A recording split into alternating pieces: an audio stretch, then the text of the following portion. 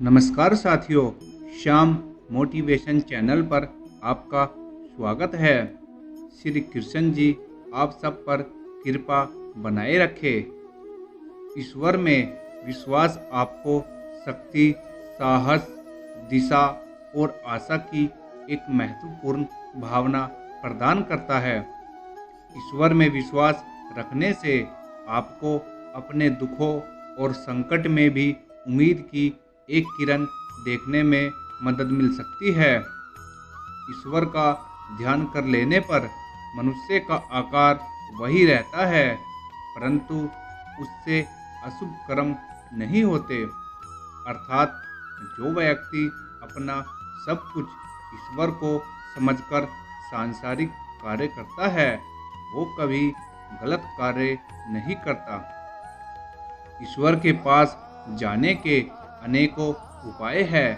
सभी धर्म इसी के उपाय दिखला रहे हैं।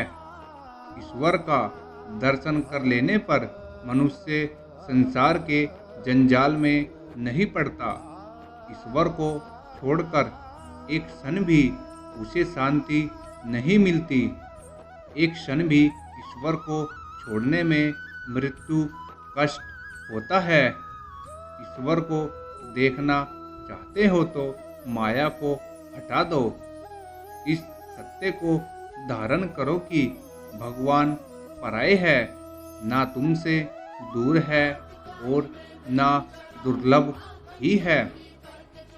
जिसने तुम्हें यहाँ भेजा है, उसने तुम्हारे भोजन का प्रबंध पहले से कर रखा है। मनुष्य देखने में कोई रूपवान, कोई कुरूप, कोई साधु असाधु दिखते हैं, परंतु उन सबके भीतर एक ही ईश्वर विराजमान है। फल के बड़े होने पर फूल अपने आप गिर जाता है, इसी प्रकार देवत के बढ़ने से नर्तव नहीं रहता। पुस्तकें हजार पढ़ो, मुख से हजार श्लोक कहो, पर व्याकुल होकर उसमें डुबकी नहीं लगाने से उसे पा ना सकोगे। पहले ईश्वर को प्राप्त करने की चेष्टा करो। गुरु का विश्वास करके कुछ कर्म करो। गुरु ना हो तो भगवान के पास कुल प्राण से प्रार्थना करो। वह कैसे है, यह उन्हीं की कृपा से मालूम हो जाएगा।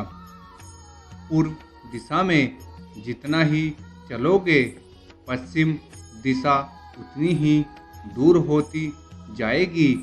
इसी प्रकार धर्म पथ पर जितना ही अग्रसर हो जाओगे, संसार उतना ही दूर पीछे छूटता जाएगा। गुरु ही माता, गुरु ही पिता और गुरु ही हमारे कुलदेव है।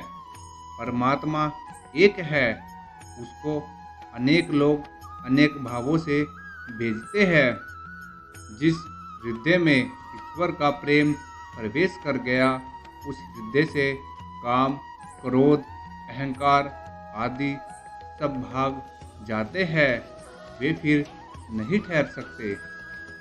सब धर्मों का आदर करो, पर अपने मन को अपनी ही धर्म निष्ठा से तृप्त करो। ईश्वर हम लोगों के अपने मन में है। वह हम लोगों की अपनी माता है। उनके पास हम लोगों का जोर करना, मचलना चल सकता है। संसार में रहकर सब काम करो, पर ख्याल रखो कहीं ईश्वर के लक्ष्य से मन हट ना जाए।